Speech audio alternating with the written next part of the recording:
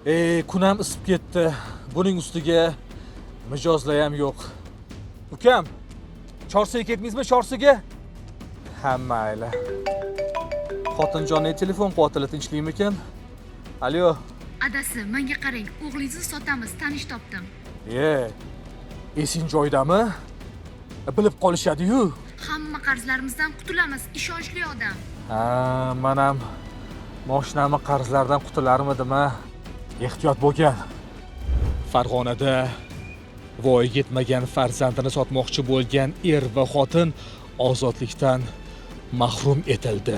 Aniqlik kiritilishicha, shar'iy nikoh asosida turmush qurgan er va xotin 2025-yil o'g'il farzandli bo'lishadi. Ma'lum bo'lishicha, hali 20 yoshga ham to'lmagan ayol pulga muhtojligi vaji bilan ushbu jinoyatga qo'l uradi.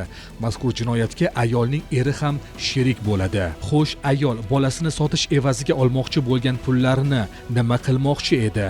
Turmush bilan kelishib olgandik, kreditim bor edi, 6 millioncha kreditim bor edi. Keyin xo'jayinim kreditlari bor edi. Ana shularni to'lash maqsadida o'zimga bitta uy qurmoqchi edim. Shu bizneslarim bor edi. Mana shunga ishlatmoqchi edim.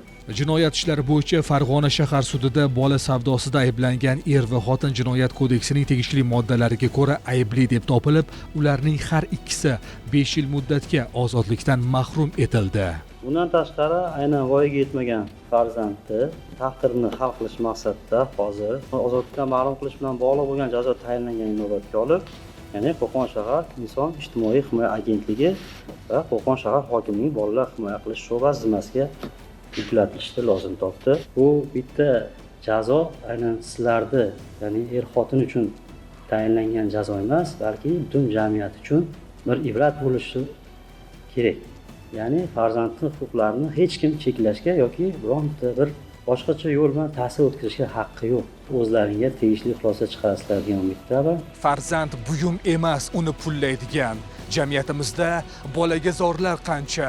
Er va xotinning bu qilgan ishini hech nima bilan oqlab bo'lmaydi.